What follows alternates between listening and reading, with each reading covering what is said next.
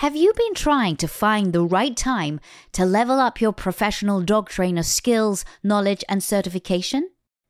No matter where you are on your journey, the Victoria Stilwell Academy's dog trainer course is here to help you chase your dreams as a professional dog trainer.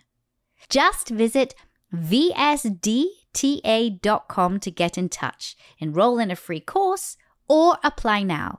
That's vsdta.com. Again, go to vsdta.com to learn more now.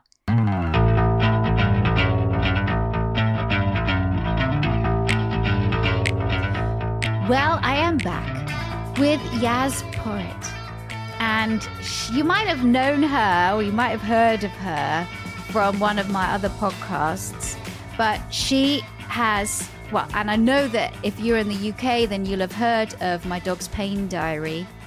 But she and I met at Crufts 2 years ago. I had her on the show because of all of the amazing work that she does with dogs' pain and easing that pain, recognizing and easing it. But we're here to talk about something very different. First of all, welcome to the podcast, Yaz. Thank you so much for having me back. I always feel so like, ooh, when you talk about my business, I'm like, oh, thank you very much. Well, it's really good. And anybody who doesn't know Your Dog's Pain Diary, people can get it pretty much from anywhere, can't they? Because I think it's just really important. If your dog is in some kind of discomfort, or even if you don't know that your dog is in some kind of discomfort. Yeah. This helps you maybe if you identify it. Right. Yeah. If you suspect something's going on, this will help you. Yeah, absolutely. If you've got that, I call it your feeling in your tummy, that gut feeling that something's a little bit off, this diary helps you put words against that feeling, bring it in, make it something tangible. So yeah, pet parents can use it, but also I'm starting to see canine professionals using it, and so like trainers or behaviourists taking it to consultations and going, well, you've come to me for loose lead walking, but actually I think there might be pain because of, and then using it as a tool in those consultations as well to open up that conversation about pain. Because it can be a tricky one and an emotive one, but I'm going to zip because that's not the hat I'm wearing today. No, it's not the hat you're wearing, but I think it's a really important hat. And okay, so this year we also met at Crufts. We've just had Crufts. It was in March, and now we are recording this actually on April the 1st, April the 1st, 2025. But we both wanted to do this. We think it's really important.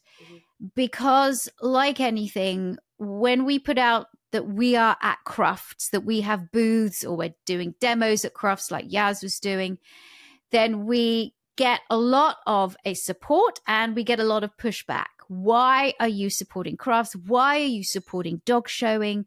Dog showing is cruel. Why are you supporting the pedigree dog industry? Why are you supporting these pedigree dogs? Many of these breeds that are just overbred and inbred, line bred, and have all kinds of defects, and really it looks to us bad conformation that really impacts their health, their ability to walk, their ability to breathe. Yes, all that. We know all that. And we do not support all that. But Crufts in itself is a celebration as well of the dog. And there's lots of things that we do like about it. But our specific skill sets do not have anything to do with the show ring. However, the show ring is what we are going to talk about. Yes. And in fact, in general, the treatment that we have seen at Crufts of dogs is what we're going to talk about. And it ain't all pretty, which is the reason why we're going to talk about it. And this is not just Yaz and I coming on here going, well, did you see? Oh, look what she did to her dog. This is actually people coming up to us and going, I have never seen anything like it. I saw this person doing something in the show ring. I saw this. I saw that. And having heard these stories before, not seeing it for myself, really, and then really looking for it, just going around and going, I see it. I see it. And I'm sorry, not that I haven't seen it before. I just haven't seen it so overtly before. there's handling skills that we don't like anyway. Yes. But they can't be. They are more maybe rigorous than we'd like them to be. Mm-hmm. But they're not what I would term abusive. However, this time I saw some things that were really caused me to be really uncomfortable. Yeah. And should have had that person out of the show ring, out of the show, and never able to show their dogs at all, ever again. Mm-hmm. So, Yaz, we're not alone in this, are we? No, we're not. And I think what we have to remind people, so kind of going back to what you first said about we have a lot of support from our community. Like, yes, you're getting out there, you're getting out the message about the business and training and ethical handling. And I was with Vitiza, so I was talking about pain management and LED therapy and all that good stuff. So we get all the support there. And it also gives people an opportunity to come see us in person and have a chat with us about training or pain management. But also we get that kickback. And I hear that kickback, and I kind of spoke out about it because I said, listen, I don't want you to think that I've come here and I'm comfortable with what I see, because I'm not. However, for us to impact change, we have to be in the room to have the conversation. If you look at look at the stands, for example. So anyone that's been to Crufts or haven't been to Crufts, it is shopping for dogs beyond your wildest dreams.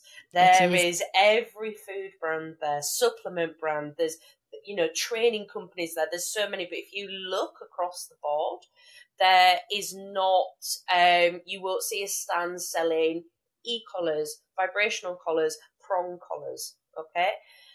Slip lead. Not one stand. Not one stand. And there are stands selling slip leads, and slip leads, it's murky territory with slip leads. But if you look at the show community, a lot of these dogs are worked on slip leads. Now, the reason, quotation marks, the reason for using slip leads is so it's minimal contact. So the idea is that the dog does the work for you. So, for example, I was sat having my lunch with my assistant Wiz. Lily was sat watching too. And I think I was watching the Shiba Inu. So for me, because a big part of my job is I do online gait analysis, so that is where I analyse footage of dogs moving to highlight abnormalities and reports when it goes to the vet. Job's good. I have to go and look at breeds that I don't get to see a lot of. So I was like, yep, Shiba Inu, we'll go and have a look at them. And I think it was a class of about 10 Shiba Inus. And so anyone who hasn't seen the showing before, they'll kind of do like a lap together, and then they go one at a time, the judge will examine, and the handling some of the handling was an absolute abomination. Now, we're talking lead popping. We're trying to get the dog to do a lovely trot, but actually we're near on stringing them up because... Oh, yes. We're trying to encourage that really high head carriage. Now, I've seen this done before. I remember seeing a Yorkshire Terrier whose front feet weren't even on the floor. It was kind of like paddling because the handler had absolutely no idea of it was like a lack of depth perception, but they were stringing the dog up.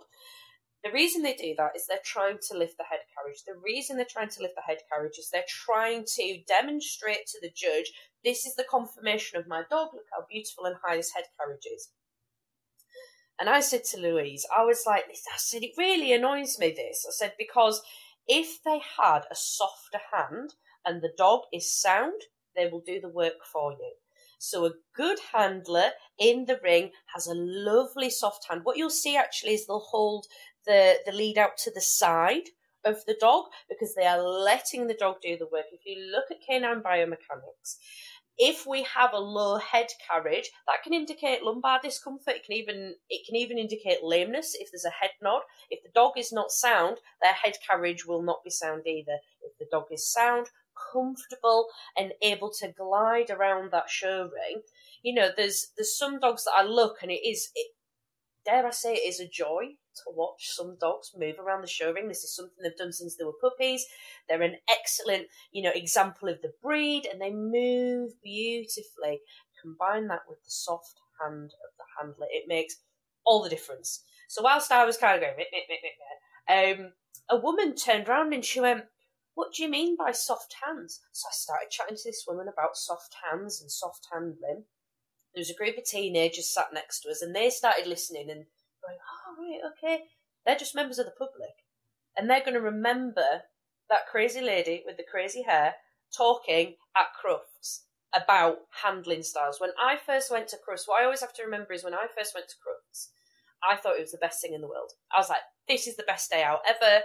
It's all about dogs. I was just a pet parent, and I didn't see what I see now. And sometimes I almost, dare I say, envy those who can come and just enjoy this wonder. But now, obviously, we know about how stress presents in dogs and aversive handling, so it changes the narrative. It does change the narrative, and even on TV, so even Best in Show, right? And you've got the small dogs in there. I think, was it? I've forgotten this year. There was a small dog. I think there was a terrier. Jack Russell Terrier was stunning. There was a Jack Russell, yeah. And that leash was held very, very tight, right underneath that throat, right, cutting that. And I'm like, would you just relax that lead? It doesn't, because it wasn't the dog putting its own head up. It was the handler that had such a tight lead so that dog's head and it's cutting underneath the throat. It looked awful. And even people that I was watching that don't really know about dogs, they were like, that dog looks really uncomfortable. And I was like, yes, it does. It's because it is. And that kind of handling, I don't believe should be allowed in the ring. No. I believe that so much of, yes, the conformation and there are handling do's and don'ts, but I feel like judges need to be watching that handling as well. And that if that leash is too taut and it is obviously cutting that dog, so that dog is having to put its head up just because of that leash is so tight on its neck, that shouldn't be allowed. It shouldn't be allowed. And I honestly think that some of these judges, if they've been, and this isn't to discredit judges, and kind of like tar them all with the same brush, but I think they've been doing it for so many years, they don't even see what's happening with the handling. So one of my absolute pet peeves is, when you stack a dog.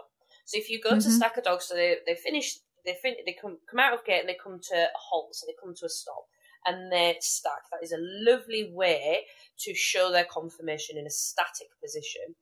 It's when people pick the legs up and put them back down. And then I saw someone, it was some kind of terrier. It wasn't the Jack Russell Terrier, but it was again one of the odd terriers I don't get to see much, lifting it by its tail to restack it. Yes. Yeah. That's really common. And it shouldn't It's common. be allowed. You're not actually allowed to do it because people have complained about it so much that Crufts has basically said in dog showing, you're not allowed to do that. But so many people did. Yeah. They did that even on television. I mean, you didn't have to go to the ringside to actually see it. You could see it. They did that in front of everybody. So Crufts still allows it. The dog show world still allows that. There's no use in having a rule if there's no way to police it. There's no one there to go, excuse me, you should be doing that. Are the judges getting adequate training about aversive handling? So that Jack Russell that was in Best in Show, so this year was the first time I actually attended Best in Show. I've never done it before. And I have a newfound respect for agility. Like, oh my days, watching those dogs compete was just spectacular. I always get really emotional seeing dogs and handlers just so connected. I was like, oh my days, this is insane. This is amazing. Then the police dog demo. Oh my God. Oh my West God. Midlands Police, yeah. Absolutely phenomenal. I was whooping from the back. I was like, this is absolutely incredible to see dogs doing what they are bred to do. Then they brought up 2 German Shepherds that were retiring. It was their last go in the NEC. I was crying. I was like, oh, this is just so amazing. Their last bite. their last bite, I was just like, how absolutely phenomenal, and what a lovely example to kind of show the public of how much we rely on our canine companions in a work kind of thing. Then it came to Best in Show, and I found it really, it went on for ages, and I think because of the way it's televised, you don't realise how long it goes on for. Oh my gosh, it does, because I've seen Best in Show too. I mean, it is so long. In fact, I remember going there with friends of mine, and we were sitting in different places, and I was getting texts of like, when will this be over? And I was like, I know. Oh my God. Can you imagine if we're sat there bored? How bored are the dogs? But what they don't show on the telly is, I remember what it was, I can't remember which group it was now, but the Samoyed was in it. This Samoyed was jumping up at his dad, and they were just having a nice cuddle and just messing around. Whereas when you watch it on the telly, it's when all the dogs are stacked continually, and you don't get to see those bits where the deerhound's kind of like laid on his side, just kind of chilling out. You miss all of those bits. Now, one thing I will say is the Jack Russell, which was absolutely phenomenal. I thought, oh my, he's delicious. Love a dog with a bit of character. He had like his check over by the judge, and the handler, to take him from the table or podium, lifted him by his tail and his throat to put him on the floor. Yep. There was an audible gasp in that arena. Oh, there was. Audible gasp in the arena. Everyone went, and then he started trotting, having the best time of his life, and everyone was like, yay! And I was like, sorry, everyone just saw that, right? But then it's like, unless you're, I don't know, invested in animal welfare, maybe you go, oh, it's like funny videos of dogs, funny videos on social media about dogs. Shouldn't that be instant dismissal? I would say so. If you're not allowed to do that and somebody does that, shouldn't it be like, oh, yeah, you're out? Yeah. That's the only way you're going to get to these people. Mm-hmm. Especially if they've got all the way to the final and you go, oh, that handling is absolutely appalling. See ya. Bye now. I mean, I'm full of ideas of grandeur, but I think that the Kennel Club should arrange some kind of Kennel Club affiliated welfare organisation. So people volunteer, because I guarantee people would volunteer, and you have welfare officers in every single green ring, and then welfare officers on the ground walking up and down the benches to check for stressed dogs. Yes, and yes, and yes, and yes. And here's the thing, that obviously because the Kennel Club are in difficulty, in a lot of financial difficulty, but they're still going to go ahead. I think Channel 4 are going to cover them for the next 4 or 5 years of Crufts, right? So they're still okay. But because there's been a lot of financial difficulty, there's been a lot of changes in the Kennel Club. They've got rid of a ton of programs, including the Assured Breeder Scheme and including the trainer affiliation as well, and licensing. And they've got rid of all of that. It just seems like they're focusing on showing dogs. Well, that's fine. But this program wouldn't need to be funded. As you said, it could be, I think there's a lot of people that would step up to the plate and say, yeah, I'll volunteer for this. Yeah. But then again, they have to have a very, very clear set of rules about. They have to have training. Yeah, they need to have training. So that's a whole thing. That's going to cost money. That's the whole thing. But I think, Yaz, you're right. I think this is where it needs to go. And if you see people mishandling their dog, either in the ring, where the dogs are just hanging out in the tiny little kennels that they have for the dogs, or the partitioned the spaces that the dogs have, if you see anything, that's it. Yeah. Bye-bye. I mean, I was going to be a little bit softer than that, and I was going to go yellow card. That's your warning. So, say for example, you trained up your handlers, and they attended a day seminar or something like that, and you go, right, okay, so here's first quarter of the day, we're going to do basic canine first aid. Second part of the day, we're going to do this is what aversive handling looks like. If any of these occur, a lead pop, a stacking by the tail, that's a red card, that's a yellow card. Use football terminology. I don't even watch football, but everyone knows yellow card, that's your warning. Red card, you're done. Yeah. Take your number, what? You're bad. I agree with you. I do think anybody can make a mistake. Anybody, when they are uncomfortable or they're nervous, certainly in the ring, they might do something inadvertently that they wouldn't do normally. I get it. So a warning, just like a check, but then that red card to say, no, you're out. I feel like if you policed it, yes, I think we got to do this. I think this has got to be. I reckon we could get people together. I think we could rally. People. Well, I think we need to go to the Kennel Club and say, I don't know if anybody at the Kennel Club is listening or ever listens to my podcast, but I think we need to do this. And I think we need to just to help them do that and say, look, we can organize this welfare group. We can post people around. I don't know if the Kennel Club would go for it, because I don't think anybody wants checks and balances on what they're doing. But here's, look, number one, it's televised, right? But number two, everybody has a phone. Yes. I caught stuff. I have stuff on my phone. You have stuff on your phone. Mm-hmm. I was absolutely disgusted at some of the things that I saw. Mm-hmm. And everybody has a phone. So what is it to say that people who see that stuff can't post it, and then you've got a PR nightmare for the Kennel Club? And I was speaking to Beverly Cuddy from Dogs Today magazine, and she said something which I really agree with. She said, we need a good Kennel Club. We need to have a robust, functioning, successful Kennel Club. And we do. And we can't forget that the Kennel Club also have had lobbyists in Parliament and have really stood up for dog welfare.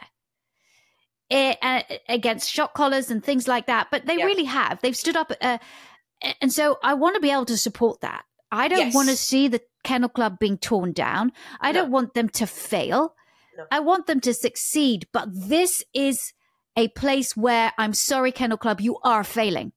Yeah, they are. That's and it needs to change. And again, the only way that we can initiate change is by being there, not relying on what we're seeing on the television. Everyone's, we have to be in the room. I'll come back to it. We have to be in the room to have the conversation. And I think for, like you say, everyone can have phones, but this is something, like, you could even go to the vet schools and to the vet students and say, want to do something for your CV, and you know a bit about canine welfare? Let's talk about canine, and get them in on this welfare program. You know, there could be like different levels. You could, and I guarantee people would do it for nothing. They'd do it for a ticket. I think that would put the show dog world, that just is a certain world, right? That it's a certain world, and people are very, very passionate in their world. So don't you diss them ever. Yeah. But they're very passionate in that world. It's quite a backstabby world as well, because everybody's competing with each other. Mm-hmm. But you know what? If you are going to be part of this world, there are going to have to be checks and balances against to help you be successful, but also to help the welfare and well-being of dogs. So there has to be that. Mm-hmm. But at the same time, I would love people to think, that are not in that world, to think good of dog showing. Yeah. To believe. It can be lovely. Right. To believe that these organizations are doing everything they can, because at the end of the day, we're celebrating the dog. We're celebrating conformation. Now, we know Pedigree Dogs Exposed came out in 2008.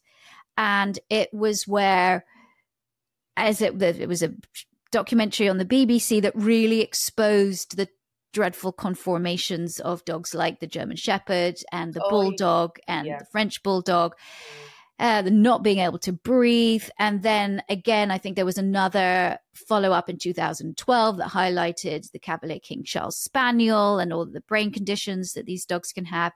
And so, that really did a massive damage. It did such a lot of damage to the Kennel Club that the BBC that was originally aired it actually pulled out. And so they did not air. I think the next year nobody aired Crufts, but I might be wrong. I'm trying to think back to it. But then, of course, More 4 takes over, Channel 4 takes over, and now it's really successful. It has the ratings of around 1 million viewers per night. And that's an audience of people that could be influenced with better handling for their dogs. You can make a real change. And I think as well, kind of coming back to the show world, having an impartial welfare officer on that ring who doesn't know who's who in the show arena. Oh, yes. And not relying on the judge to make that call, because, there's dogs that potentially place that I look at and I go, well, that's really weird, because looking at that confirmation, but if they're no one in the show world, they're not going to be placing best in breed. So there's kind of, like you say, there's kind of like backstabby weirdness that goes on in show world. So having someone independent there in that ring and go, that handler is absolutely appalling, red card. And to be like, but having the backing of the Kennel Club to say, yeah, we support them. They've had their training, and we support that decision. You know, people would do it. I think they would do it, yeah. and you'd have to be really careful about the kind of people that you would have do it, so that these people wouldn't have an agenda, right? No. Because look, dog showing is going to continue whether you like it or not.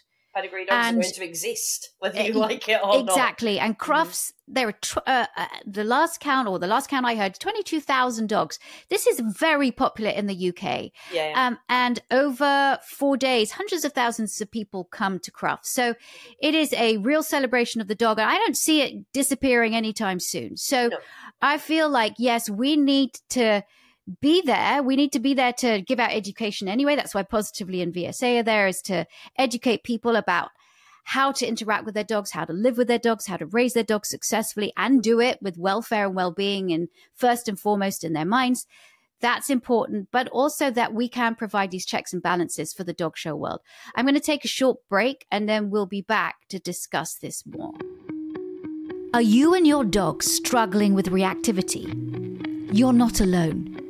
The good news is that we've created a completely new approach to managing your dog's reactivity, and it's available for you and your dog right now. Go to positively.com, click Take a Course, and choose Help Stop Reactivity to enroll in this game-changing online course for you and your dog today. That's positively.com. I'm here with Yaz Porritt, and we are talking about the dog show world and handling. Now, okay, there is the show ring. That's its own beastie. Mm-hmm. But then what happens? This is a very busy show. As I'm telling you, hundreds of thousands of people come through the doors of the NEC, which are probably like 4 times the size of Madison Square Gardens, for those of you who've been to Madison Square Garden in the United States, because we have people all over the world, but a lot of Americans listening to this podcast too. That's about 4 times the size. So if you think of 4 times the size of Madison Square Gardens, that's what the NEC is, plus more.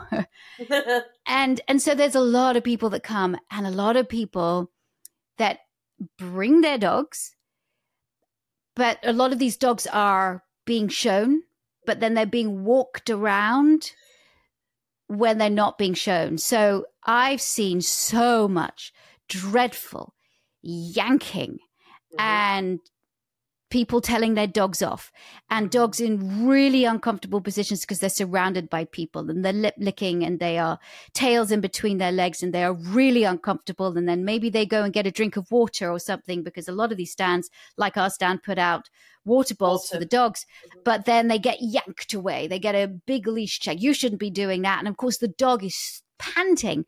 The dog is just thirsty. I see, and I had to tell a couple of people off. I mean, I did. I'd be like, no, wait a second. To come onto your stand of all the stands that you go on to at Crufts and lead check a dog, it's an interesting move. Wait a second. And I think there was I tried to be really diplomatic about it. There's one time I did have a sense of humor failure. There was one time when this woman, she came with this beautiful, gosh, what was it? It was a pointer of some kind. And she comes along, and this dog just literally just turned its head to have a little sniff, and bang, she almost took this dog off its 4 paws. And I'm like, no, wait, Matt, wait a second. I was like, do not do that to your dog. No, that is not cool. Like, your dog was just about to sniff, and look what you did. And she looked at me like she was going to say something, and I went, no. Yeah. No. What you did to your dog was unkind and uncalled for. You need to be focusing on what your dog is doing. I think and she just walked away. She was really embarrassed. Yeah. And I felt like I was so mad I had to take myself away. And I was like, cannot do that. But sometimes, sometimes these people need to be called to account? Yes, absolutely. Absolutely. You don't have to just simply going, no, you're being unkind to your dog. I think that as ethical practitioners being at Crufts, we do need to call out that sort of behaviour. And, you know, if anything like that happened so I was working on the Fatiza stand, if anything happened like that, I'd absolutely say something. And again, like, it depends how, you know, overstimulated I am, and if I've been trigger stacked and I've seen like 20 dogs go past and get corrections, then when 21 comes past and they get a correction, then I'd, you know. But I think, you know, it's obviously the lead corrections are a big issue, but the dogs toileting in the walkways and stuff, or cocking the leg up a stand, it's not the dog's fault. It's the handler's fault. You didn't take that dog to toilet, right? Go to the toilet. So you've got dogs having mega diarrhea in some places. How stressed you have to be being dragged along and just having loose stools all over the floor, or to be in such a crowded place and just urgently need to go to the toilet. How long have you been left without toilet breaks? Like, the mind absolutely baffles. So when I take Lily with me, she is like my number one priority. And this year, she opted out of doing her Fatiza demo. She went, not doing it. And I went, are you sure? She went, yeah, I'm sure, actually. I want to sit in, you know, the poo side are in. And she just sat in there, and I went, right, ladies and gentlemen, this is a perfect example of consent-based treatment. Dog says, no, I'm not doing it, but I'm going to talk to you anyway about what I'm here to talk about. But no, it's very difficult. So even if you go, you can go to Crufts and avoid the show rings. You can do it. You can. There's enough for you to be doing at Crufts to completely go and not look. But that doesn't negate away from the fact that you are likely to see stressed dogs kind of in between the stalls. It's very, very difficult. But so for me, like, I take time outside, and I just go and sit outside sometimes because it's really noisy. It can get really warm. For my own well-being, but also for Lily's as well. Like, even though, yeah, she's happy in her papoose and everything, but actually, if I need a timeout, the chances are you need a timeout, because this environment is totally alien to us. You know, we live in a small mining town in Yorkshire, not the NEC, and the volume of people is absolutely insane. And another thing for me as well is keeping her off the floor. She weighs 6.5 kg, and if she was on the floor on a lead, I have seen dogs be run over with shopping trolleys, their feet, their tail, be stood on. And like you say, those dogs who are like, oh my days, it's so crowded, and tails tucked underneath the bum, it's desperately sad. But I think, yes, there is a lot that needs to be improved by the Kennel Club, but look at all the good things that happen at Kennel Club as well. So you were saying about the obviously the schemes and the programs that they have and everything, but one of the things that I kind of lean on the Kennel Club for is their hip scoring data on the breeds. If we got rid of the Kennel Club, we would lose that record. We would lose that lineage of orthopedic conditions. So when you buy from a Kennel Club breeder, depending on the breed, they have to do certain tests. So poodles have to have like their eyes tested, and Labradors have to be hip scored, and they keep all of that data. They collate that data into it's PDF. It's free access. You can get it off their website. So if I'm looking at a dog's hip scores, so it's different in the US than it is the UK, but if I'm looking at the hip scores, I refer back to that data to see where that particular dog is sitting on the scoring. So if I go, okay, that's within normal range for the breed. Okay, oh, whoa, that's way out of range for the breed. So I think Labradors, like, for example, they get kind of a bit of a bad rep for hips, but they're classed as good breeding stock. So if they are under 12 on their hips. Whereas the English Bulldog, their breed tolerance allowance is like late 30s or something like that, which is essentially hip dysplasia. Anything above 3 isn't classed as a sound hip, which not a lot of people like to hear, but I'm not here to, I was going to say, I'm not here to make friends, but like, I just say it how it is. That's just fact. Anything from 0 to 3 on a hip score is normal. You're not going to get textbook perfect hips every single time. But to improve the breed, improve the conformation, and improve the health, that takes generations. It doesn't just happen overnight. You have to carefully select breeding. And if we don't have that register, How are we going to know who pairs up with who? Who do breeders have to answer to? Because I'm telling you now, the local councils in the UK are giving out licenses to anyone. Sorry, Wakefield Council and in the UK councils. Oh no, they are. They just do. And that breed register for me is important. Pedigree dogs exist, and if we get rid of that, we've got nothing to hold breeders accountable to. There are breeders who are trying to preserve the breed. They're trying to improve the breed, trying to improve conformation on the breed, and that's through hard work with genetics. Yes, you can't take out money as a factor in that, but a good breeder makes barely anything. Well, that's what I was going to say. I think people they're only doing it for the money. I'm like, what money? Yeah. What money? Because actually they're spending their own money doing this. It's really expensive. To do it right, if you're doing it right, it's really expensive. So we need to uphold those breeders. We need to support them as much as possible, because the real issues happening with the backyard breeders, the real issues are happening with the dogs that are coming in from other countries, and the puppy mills that are, even with Lucy's Law, are still operating. You know, that we really need to be focused and support the people that are trying to do it right. Yes. Because when we look at Crufts, right, Crufts is just the biggest dog show. But dog shows are happening in the UK pretty much every weekend, aren't they? Yeah. Oh, yeah, 100%. It's a massive circuit. And, for each breed will have they'll have their own club, and they'll have their own shows. And it is a very time-consuming hobby, if you wanted to call it that. But I think as well, what we have to look at is just come into my brain, so I'm going to say it before I forget it. In the UK, you will not see a cropped-eared dog in the show ring. Change has happened, okay? You will not see a docked spaniel in the show ring. The only place you may see a docked spaniel, for example, potentially in the agility ring, potentially in the sports rings or the police dogs. You may see that, but it's getting less and less. They are phasing out those dogs.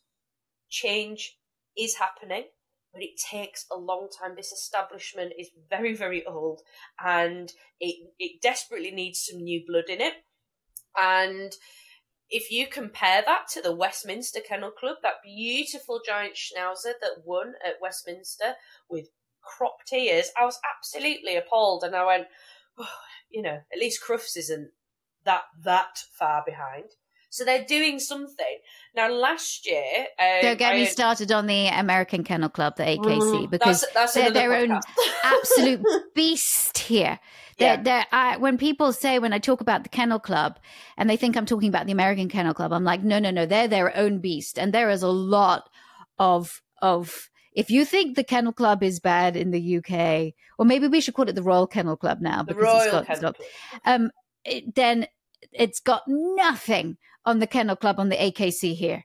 Yeah. Oh my goodness! But that's another podcast. That's another podcast. But last year. I was working with Teaser, and I got forwarded an email that any stand holder that was going could not have influencers on the stand that had any exaggerated features, and gave a list of breeds that were not allowed on stands. So that was French Bulldogs, English Bulldogs, Basset Hounds, Dachshunds, Mastiffs, St. Bernards, King Charles, Boston Terriers. There was a massive list of dogs that were not allowed on the stand as influencers.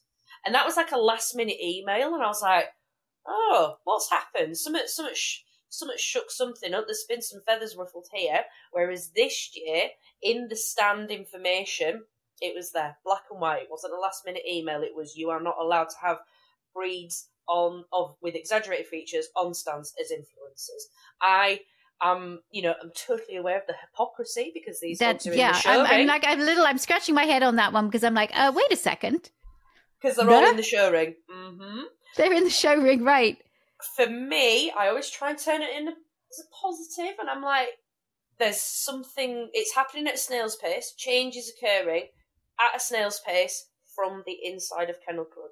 So if we build momentum on that tiny little snail pace and that change in attitude, and yes, brachiocephalics with the exaggerated features, we don't want them to be used in media because then it kind of perpetuates health issues in animals. Okay, now what we're going to do about the show ring Kennel Club? What's next? Can't wait for the email next year. What's it going to be? What about not having German shepherds that have frogs' legs? What about really not having the French bulldog? I don't know. That's what they said this year, but let's really focus on the bulldog and not being able to breathe. Let's look at the Neapolitan Mastiff. What about that? Can we look at these breeds? But as you and I, as much as we would, because of course in your business, in my business, I'm dealing with behavior, right? Which conformation definitely affects behavior. In your business, you're looking at behavior, but you're looking at if a dog is in pain or not, or how it moves. It presents in behavior. Exactly. How that presents in behavior. So that is, it is important to us the way a dog looks. So we've got to have a seat at that table. Mm-hmm. But where I feel like the battle needs to be started and needs to be fought and won, actually. And it doesn't need to be a contentious battle at all. It needs to be an opening up. As you said, the Kennel Club will be very old.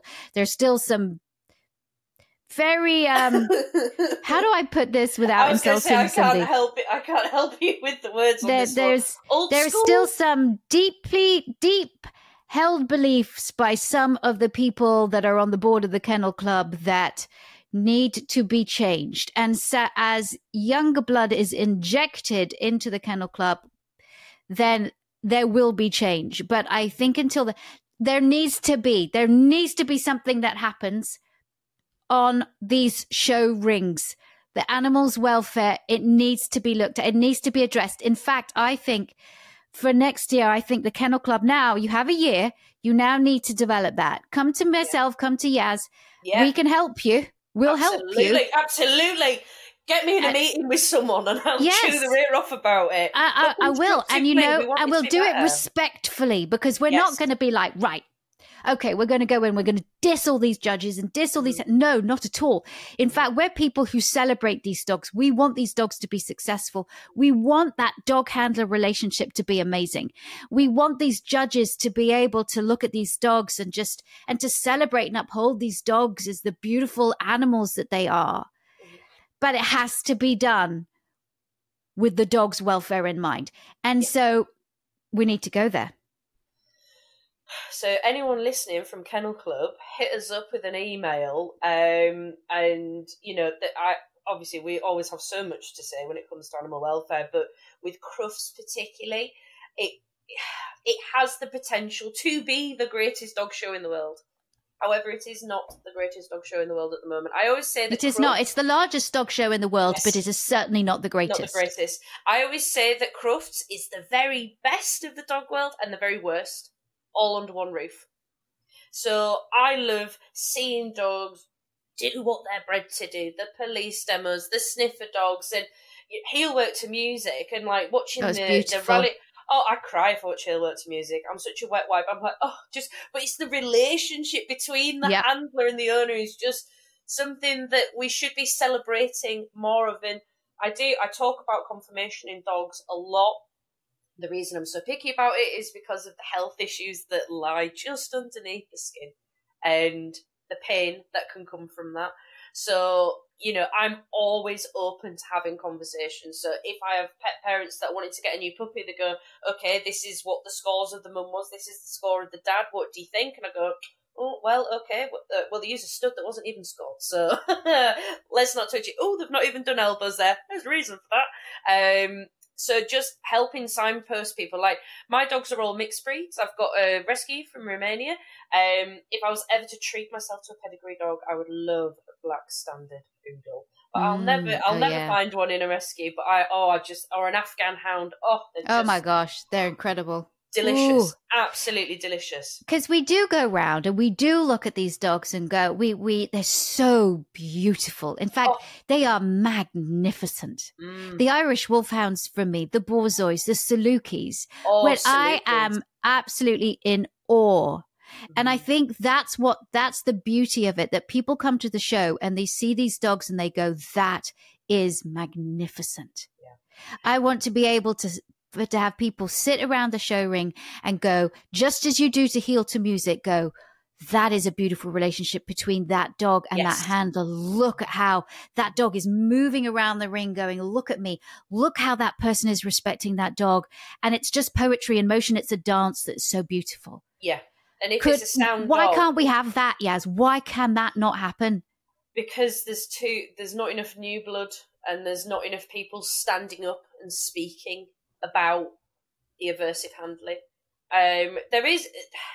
It's so difficult because it's like this constant to and fro, isn't it, of Crufts in the Kennel Club. But one thing I saw in the Doberman showing, they were stacking the Dobermans. I do love a black and tan Doberman. Yeah, they're beautiful. Stunning with the tail.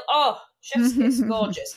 Now they had their weight chains. So every breed has like a specific kind of lead. So the Akitas, they have like this red rope, and the Dobermans, they have a gold chain that's really, really low. Like they put it on the shoulders when they're stacking them. And I noticed that at the back, on the back feet, they were like stood on like these like anti-slip mats, and I was like, what on earth is that about? I've never seen that in the showroom before. So I asked someone who had a Doberman that had already shown. I went, what are those mats for? And she says, it's to stop the paws from slipping. So when you stack a Doberman, you lean them forward to make their chest look deep. Yeah. And they put mats down so the dogs don't slip. And I was like, okay, so that is a vanity thing, but actually by doing that, they're protecting the welfare of the dog and improving the stack. That's a happy medium for me. Win, I'm okay win, with that. win. I think that's lovely. I think that's really lovely. Well done, Dobermans. Right. Yeah, right. Well, look, if you are listening from the Kennel Club, then I'm serious about this. I really am. So I think this needs to happen. And I'm really pleased that we have talked about it, Yaz, because I know there's a lot of people that get very, very upset. Either way, they get very upset. But instead of getting very upset, which you absolutely have a right to do, we need to take action. That's the only way it's going to change. If both sides just keep shouting at each other, nothing's going to change. If we can sit in, like us, we sit in the middle and we can appreciate what this side is saying and appreciate what this side is saying, and we can create something that could change the trajectory of the Kennel Club and the public's perception of the Kennel Club and the ethical handlers' perception of the Kennel Club as well. Real change can be made, but we have to speak. We have to open that dialogue first. We're opening it. And not that it hasn't, I'm sure, been opened before, but we're really opening it now. We're offering our services. So there you go. Please get in contact. Yaz, if people want to know more about your dog's pain diary and all of the work that you do, where do they go to? So my website is yorkshirepooches.co.uk. I'm yorkshire.pooches on Instagram and Facebook and TikTok. For Your Dog's Pain Diary in the UK, you can get it from Amazon, Waterstones, or from my website. And in the States, it's with Barnes & Noble and Amazon. Lovely. Oh, I love me a Barnes and Noble. It's my favorite bookstore for anybody who lives here in the United States and loves books. You know what I mean. I could literally, my mother, when she was alive, God rest her soul, she and I just used to go to Barnes and Noble when she would visit. It was like her favorite place. You get a coffee and then you just go around and look at all these amazing books. We could spend hours and hours there. In fact, we did. It's just, it's beautiful. So love a new book. Yeah. Oh, there's nothing better, is there? Thank you so much, Yaz, for joining me. I know this is a sensitive subject. I think we've handled it well. And we are really serious about addressing this issue. If you are interested in even helping out as well, I would say definitely get in touch with us at the podcast, admin@positively.com as well. And let's start this conversation. And again, I am calling on the Kennel Club. Please get in contact with me. You know how to get in contact with me. Get in contact with me, get in contact with Yaz, and let's start to have a conversation. Let's build this mega bridge. And so that, you have good PR. This is great PR for you. It's great PR for your dog shows. We're desperately trying to protect your image. And as well with the first aid stuff, I bet Rachel Bean would be game. Oh, Rachel Bean. Yeah. There we she's go. Brilliant. There we go. She's brilliant. Thank you so much. Really appreciate it. And thanks, guys, for listening to this podcast. I hope you are doing well, and I'll see you again on another podcast. You all take care. Thanks for tuning in to Victoria Stilwell's Positively podcast. For Victoria's online dog training courses, more information, and helpful dog training tips, visit Victoria's official website at positively.com. Get connected on Facebook, Instagram, and other social media as Victoria Stilwell, and follow her on Twitter at Victoria S. Learn to become a professional dog trainer with the Victoria Stilwell Academy at vsdogtrainingacademy.com. And be sure to tune in next time as Victoria helps you and your dog live your best life together. Positively.